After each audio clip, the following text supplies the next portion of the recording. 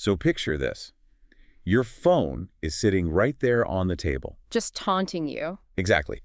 And you are staring at it, completely transfixed like, I don't know, like it's about to deliver a breaking news alert of national importance. Yeah. And your heart is just pounding. Right. And when it finally does buzz, your stomach just does this massive flip. You get this huge rush of adrenaline. And, it feels thrilling, sure. But if you stop and really pay attention to what is actually happening inside your body, Yeah. well, it also feels slightly nauseating. Oh, absolutely. You're experiencing a full physiological roller coaster right there in your living room, and it's completely triggered by a little piece of glass and metal. It's wild. But anyway, welcome to this deep dive from Modern Connection Lab. Our whole mission today is really figuring out how to decode that early dating energy. Right, getting to the bottom of it. Yeah, we are pulling apart the mechanics of modern dating because we want to help you tell the difference between exciting, genuine chemistry and, well, the anxious uncertainty that brilliantly masquerades as chemistry. Which it does so well. Too well. And the goal is for you to walk away from this deep dive with actual dating confidence. So no games, no guilt, and definitely no manipulation. That's right. But before we start unpacking the mechanics, we really need to establish a very firm guardrail for this conversation. Always important. Definitely. So our focus today is strictly on practical communication and self-awareness in early dating. We are just looking at behavioral patterns here. Right, keep it practical. Exactly. We are not diagnosing anxiety disorders, we aren't assigning attachment styles, and we are absolutely not unpacking deep-seated trauma. Yeah, that is way above our pay grade. Totally. This deep dive is absolutely not a substitute for therapy or medical advice. We just want to be super clear on that. For sure.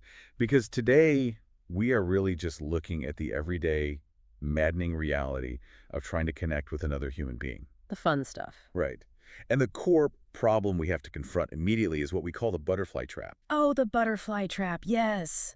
Because the reason early dating is so confusing is that genuine, healthy chemistry and anxious uncertainty, they actually create the exact same physiological symptom in your body. They really do. They both give you butterflies. Yeah, and it honestly feels like a glitch in our biological hardware, right? But it actually makes perfect evolutionary sense. Wait, how so? Well, we need to look at how our nervous system processes incoming data. Genuine connection and mutual excitement, they definitely activate the nervous system. Sure, you feel alive. Exactly. Your brain recognizes a potential mate, dopamine starts flowing, and you feel energized. But you know what else activates the nervous system just as aggressively? I have a feeling you're going to say something stressful. Yep. Unpredictable, vague, or emotionally inconsistent behavior. Right, because unpredictability basically triggers a threat response, right? Exactly. Like if I'm a prehistoric human and a bush rustles unpredictably, my brain floods my body with adrenaline so I can, pay absolute attention to the potential danger. Precisely. Your brain is essentially a prediction machine. So when someone is hard to read, like maybe they text you constantly for 2 days and then just go completely silent, your brain goes into overdrive. Trying to solve the puzzle. Right. It floods your system with cortisol, which is the stress hormone, and then mixes that with dopamine whenever they finally do reach out. Oh, wow. So it's a chemical cocktail. It is. And this combination of stress and reward is called intermittent reinforcement. It's actually the exact same psychological mechanism used in slot machines. Oh, that makes so much sense. You put the coin in, you pull the lever, and you have literally no idea if you're getting the jackpot or nothing. Exactly. And you just keep pulling the lever because the anticipation itself is addictive. And, well, you wouldn't call a slot machine an intimate relationship, right? Definitely not. That sounds exhausting. It is. And this requires a major mindset shift for a lot of people. Intensity is not always intimacy. Oh, say that again. Intensity is not always intimacy. Right. I mean, a connection might feel intense because it is deeply meaningful and you are truly seeing each other, but it might also feel intense simply because it is incredibly chaotic. Right. And I feel like we just misinterpret that panic of the slot machine as passion. We do, all the time. Because that unpredictability throws you right into what we call the decode loop. Ugh, the decode loop. Yeah. Suddenly, dating isn't even about actually enjoying another person's company. It turns into this full-time, totally exhausting detective job. So true. Like, you're in the decode loop when you catch yourself hyper-analyzing microscopic details. Oh, like reading into punctuation? Yes. You're staring at a text message going, They use a period instead of an exclamation point. Does that mean they're pulling away? Or tracking views on your stories. Right. Like tracking how quickly they watch your stories versus how quickly they text you back. Yeah. I have literally seen people tracking emoji usage week over week just to see if someone's interest is trending downward. It's wild. The amount of cognitive energy spent on this is staggering It really is. because your brain is trying to find safety in data, but the data is completely unreliable. Okay, but wait. Let me play devil's advocate for a second. Sure, go ahead. Isn't a little bit of mystery kind of the whole point of early dating? Like, if I know every single detail about a person on day one and they're completely predictable, the spark just dies instantly. The fun is in the discovery, right? Well, yeah, a little uncertainty is completely natural. You are two strangers slowly revealing yourselves to each other. Right. The issue isn't the presence of a mystery. The issue is when the mystery becomes a full-time job. Ah, okay. When you spend more time decoding the relationship than you do actually experiencing it, you lose your grounding. That makes total sense. Because your nervous system is constantly agitated. Well, And since the decode loop is inherently chaotic, we cannot rely on it to make decisions. no, definitely not. We need a reliable structure to evaluate a new connection. We basically have to move from raw, unmanaged emotion to a grounded framework. Okay, so if the decode loop happens when we're just drowning in adrenaline, what is the structure that actually pulls us out of it? Well, we use a three-part evaluation tool to cut through all that chaos. The three pillars are spark, safety, and stability. Okay, I love this. Spark, safety, and stability. Let's champion the spark first, because I want to be very, very clear that this deep dive is not anti-chemistry. Absolutely not. Like, we aren't telling you to just settle for someone you have zero physical or intellectual connection with. No, not at all. The spark is that natural rhythm in a conversation. Yeah. It's the easy laughter. It's the undeniable green flags of attraction, where you look at someone and just inherently want to know more about how their mind works. The spark is fantastic. The spark is the ignition. It is absolutely essential. But spark alone is just raw potential. Right, it doesn't build a fire on its own. Exactly. It doesn't sustain itself without the second pillar, which is safety.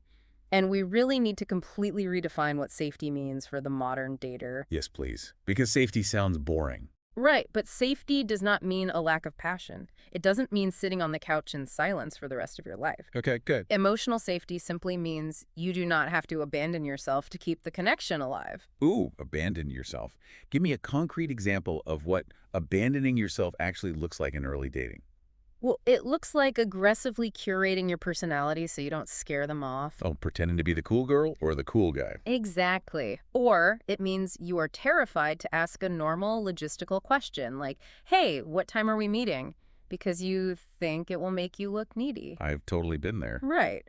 True safety means you can be a little awkward or maybe make a joke that doesn't quite land and watch the moment just easily recover. No penalty for being human. Exactly. Mm-hmm. You can state a preference without fearing some kind of subtle punishment, like them withdrawing their affection for 2 days.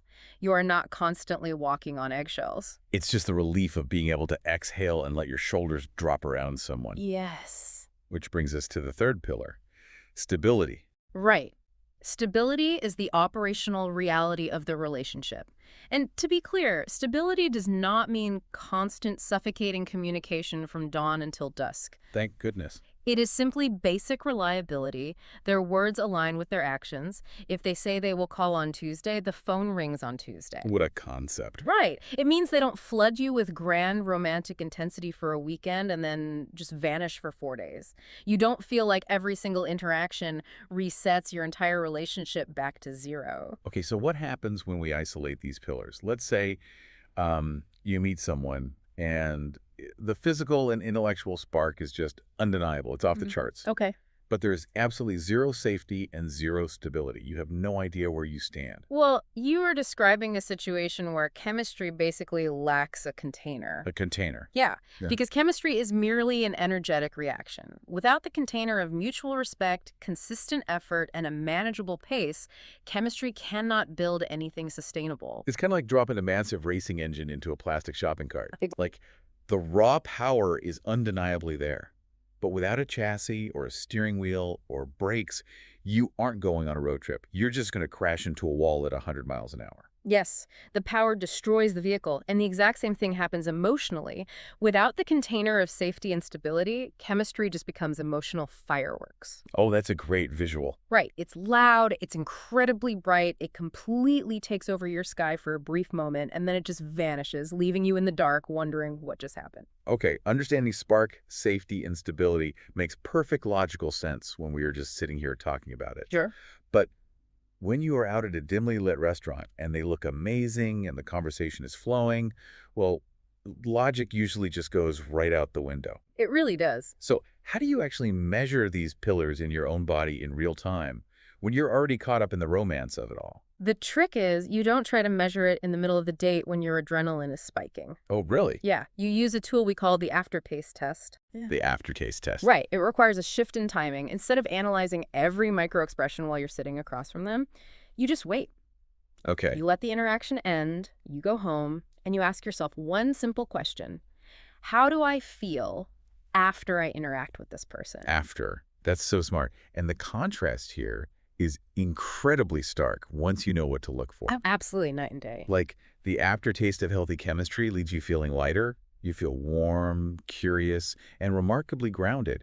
You actually feel more like yourself, not less. Exactly. The internal monologue is simply, well, I really enjoyed that, and I'm excited for the next time we talk. Yeah. It leaves a playful, enjoyable tension. Right, now compare that to the aftertaste of anxiety. Oh, boy. Yeah. It leaves you feeling drained, confused, and heavily preoccupied. You feel like you are just holding your breath, waiting for the next hit of their attention to validate you. It's the worst feeling. It is. The internal monologue sounds like, I cannot settle down or focus on my work until they text me back. It is pure emotional whiplash. Okay, but if my job is to constantly monitor my internal aftertaste after every single text message or coffee date, aren't I just overanalyzing every single feeling? I can see how you think that. Because I feel like I'm just creating a new decode loop that's entirely focused on my own stomach.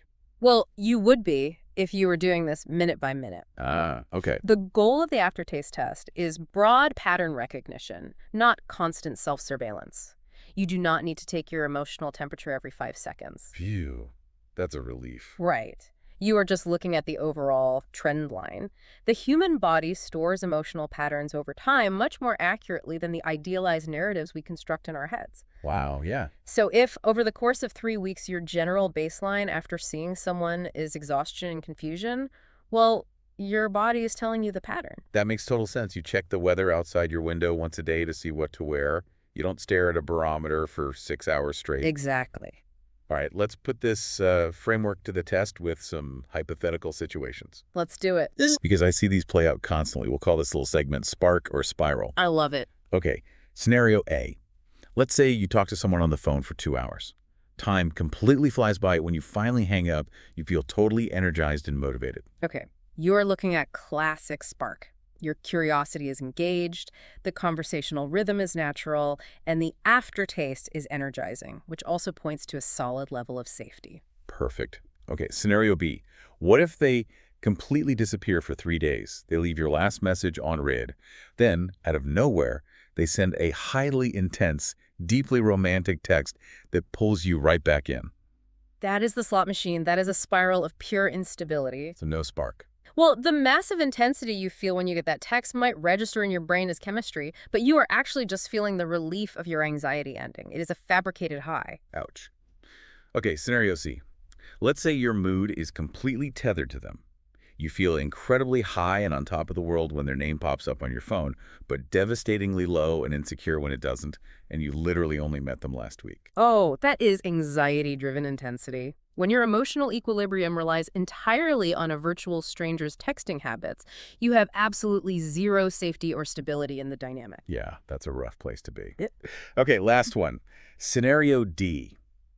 They make clear, definitive plans for a date on Thursday. No vague suggestions, no games. You know exactly when and where you are meeting, and you still feel genuinely excited to see them. You have found the gold standard. That is spark plus stability. Amazing. And notice how the clarity of the plan didn't kill the romance. It actually provided the container. It allows you to fully enjoy the excitement without the underlying hum of panic. That is so true, which actually brings up a critical psychological hurdle that ruins so many potentially great relationships. I call it the calm check. Oh, the calm check is huge. Bro, yeah.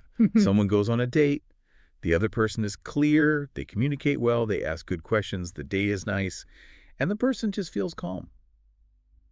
And then what happens? Well, because they feel calm, they immediately assume their date is boring. They go home and say, well, there was just no spark, they're too safe. Right. And when you catch yourself doing this, you really have to ask yourself a very difficult, very honest question. Which is?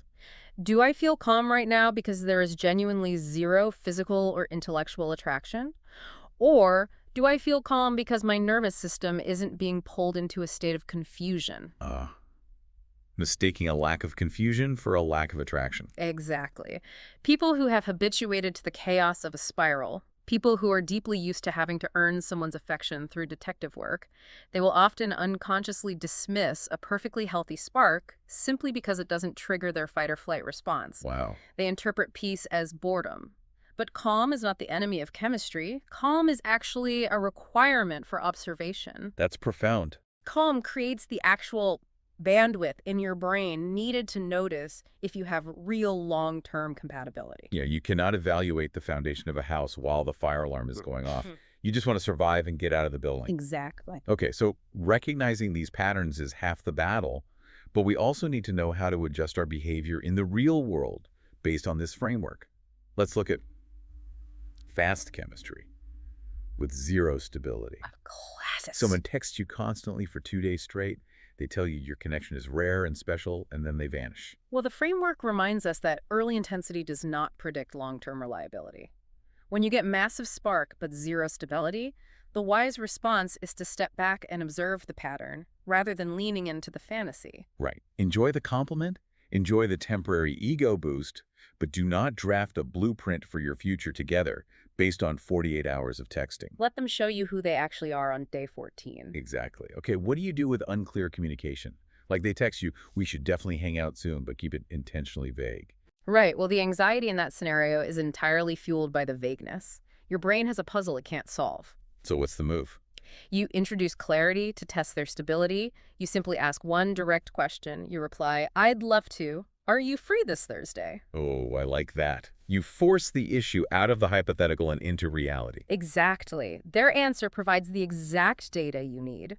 If they dodge a direct question with more vagueness, you have confirmed a lack of stability. If they say yes, you have a plan and the anxiety dissipates. Simple, but brilliant. Okay, this next one requires some deep self-awareness.